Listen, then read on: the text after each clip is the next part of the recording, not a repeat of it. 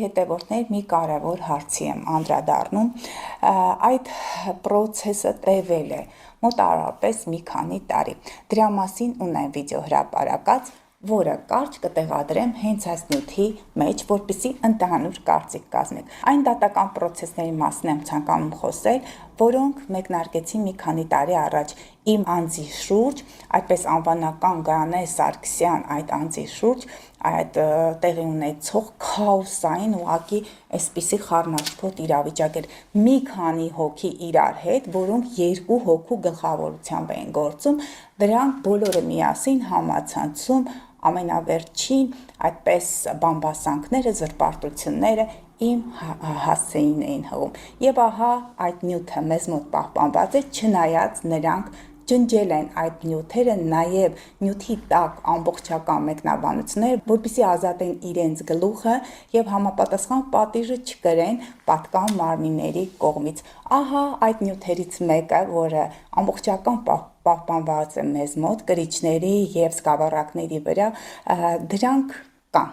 բայց իրական նյութում այդ ամենը ջնջված է։ Խնդրեմ լսեք։ Կոլեկտիվ կարելի ասել կոլեկտիվում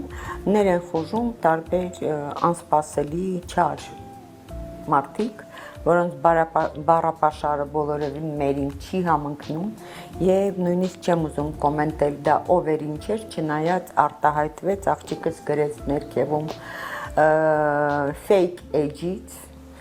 եւ նկարը դրված էր բոլիվուդյան, այո, հնդկական դերասաններից մեկի նկարը, իսկ տակը գրված էր հայկական անուն ազգանուն Գայանե Սարգսյան, հանգստացիր, չարդ մեջի հերիք է, դեմքդ պատրեցիր եւ բոլորը տեսան դու ով ես եւ ինչ բառապաշար ունես, այդքան բան, այլ ոչինչ չեմ ուզում քեզ պատասխանել։ Ահա սիրելի հետևորդներ, այդ անձինք դատական պրոցեսի ողջ ընթացքում նրանք ուղղակի հերքեցին